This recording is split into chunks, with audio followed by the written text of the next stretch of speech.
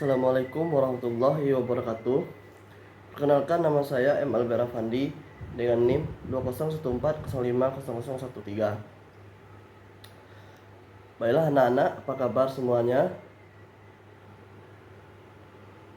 Baiklah, kali ini sebelumnya apakah kalian pernah mendengar kata expressing intention? Bapak kira masih banyak yang belum pernah mendengar kata expressing intention. Yang mana expressing intention ini adalah tentang berdialog. Expressing intention merupakan suatu bentuk ekspresi dalam kalimat bahasa Inggris digunakan untuk mengungkapkan suatu niatan dengan beberapa rumus penggunaan seperti would like to, will, be going to, dan would rather. Baiklah, sekarang kita akan membahas apa saja bentuk expressing intention dan bagaimana cara penggunaannya.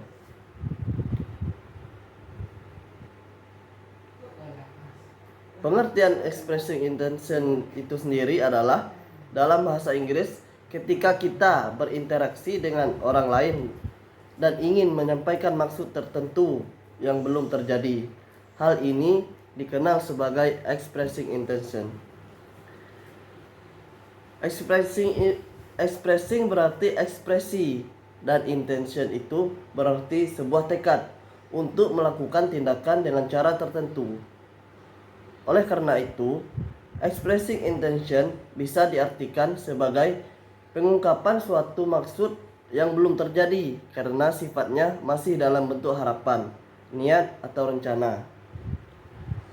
Ekspresi yang digunakan harus sesuai sehingga lawan bicara dapat memahami perasaan atau pendapat yang kita ungkapkan.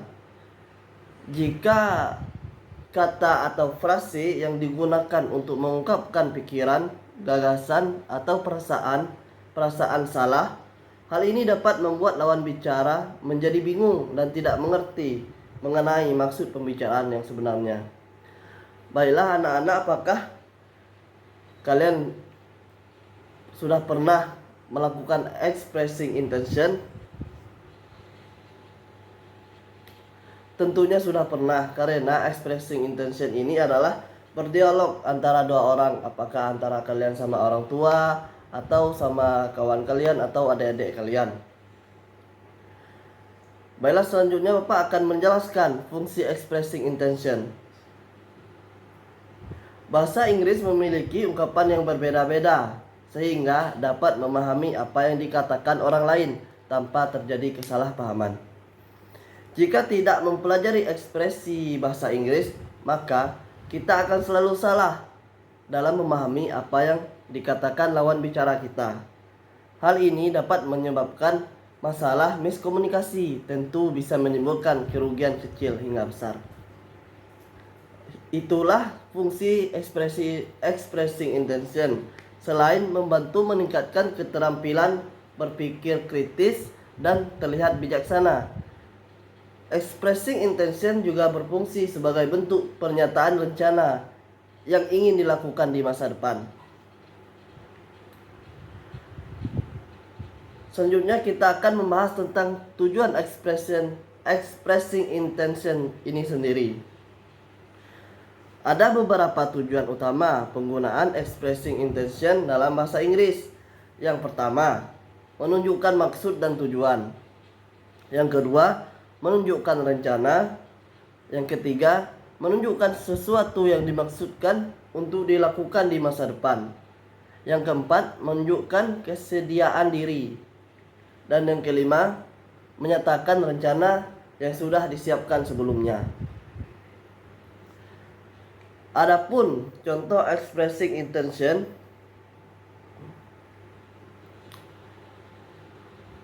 expressing intention memiliki beberapa rumus penggunaan, antara lain yang pertama yaitu rumus would like to. Apakah sebelumnya anak-anak sudah mendengar apa itu kata would like to?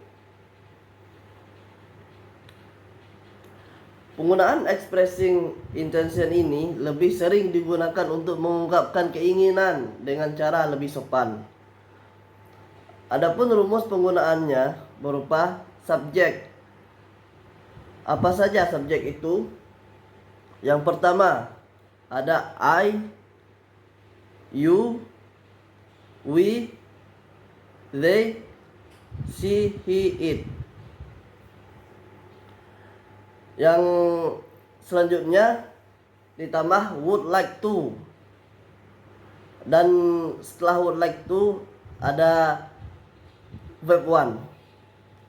Dan yang terakhir ada objek atau komplement. Seperti contohnya yang bahasa Indonesianya, saya hendak berbicara dengan kepala sekolah.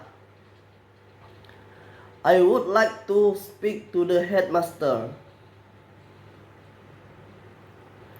Di sini subjeknya adalah saya, berarti I. Ditambah would like to. I would like to. Sesudah would like to, kita tambah dengan verb one, yaitu apa verbnya? Speak. I would like to speak. Objeknya yaitu dengan kepala sekolah. Berarti I would like to speak to the headmaster. Atau contoh yang lain dalam bahasa Indonesianya, kakak saya ingin membantu kita mengerjakan PR. Yaitu my brother would like to help us to do the homework. Yang mana subjeknya itu adalah my brother. Selanjutnya would like to, dan verb one-nya adalah help. My brother would like to help. Membantu kita mengerjakan PR. Membantu kita mengerjakan PR sebagai objek. Jadi my brother would like to help us to do the homework. Dan contoh terakhir adalah bahasa Inggrisnya, maukah kamu pergi ke sekolah denganku? Yang mana bahasa Inggrisnya adalah would you like to go to school with me? Selanjutnya ada yang kedua, rumus will. Apakah ada yang tahu apa itu arti will? Ya, betul sekali. Will itu artinya ingin.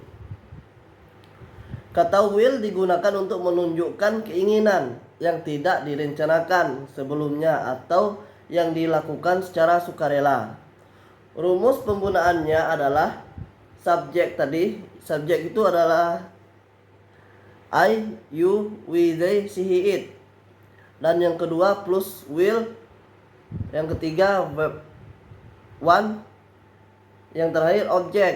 Seperti contohnya dalam bahasa Indonesia, saya akan membantu kamu menemukan bukumu. I will help you to find your book. Yang mana I sebagai subjeknya will plus will, berarti I will. Selanjutnya verb one. Verb one sini adalah help. I will help. Yang terakhir adalah objek. I will help you to find your book. Objeknya adalah membantu kamu. Objeknya adalah menemukan bukumu. Adapun rumus yang ketiga, be going to. Penggunaan kata be going to menunjukkan atau menyampaikan suatu keinginan yang sudah direncanakan atau diputuskan. Rumus penggunaannya adalah seperti tadi, ada subjeknya I, you, we, they, she, he, it, plus is, are, going to, plus verb one dan plus objek. Seperti contohnya, saya akan masuk ke sekolah jurnalistik. Bahasa Inggrisnya adalah I'm going to go to journalism school. Di sini di rumus be going to tidak lagi menggunakan will atau would like to, tetapi menggunakan going to. Rumus yang terakhir adalah would rather. Would rather digunakan untuk mengungkapkan sebuah pilihan. Rumusnya adalah yang pertama subjek. Subjek itu I, you, we, they, she, it, plus would, rather, plus verb one, dan yang terakhir adalah objek.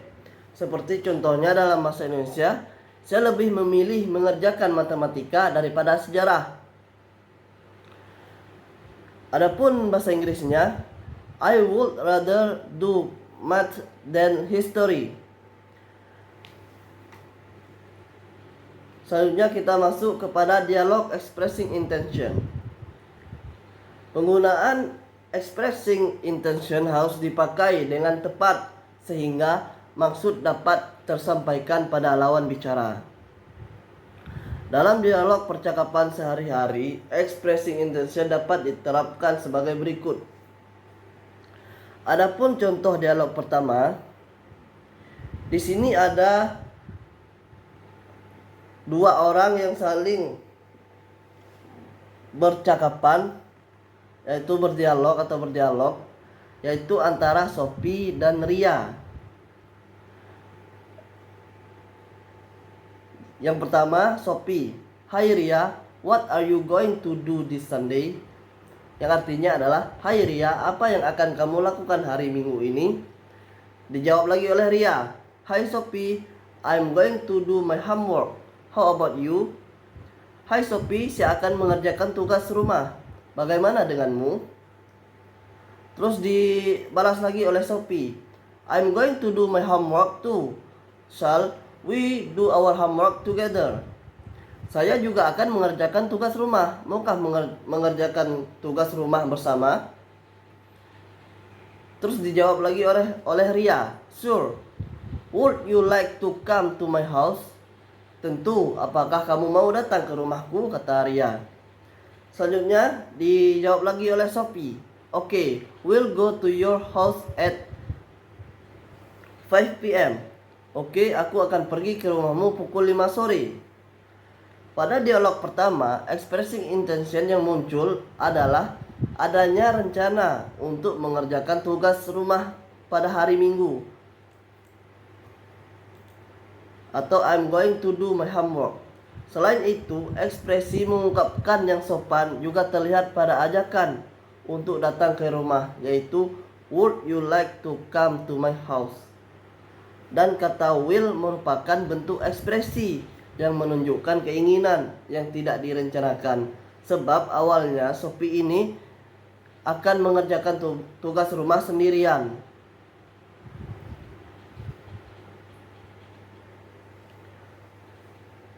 Baiklah, hanya itu materi kita pada hari ini.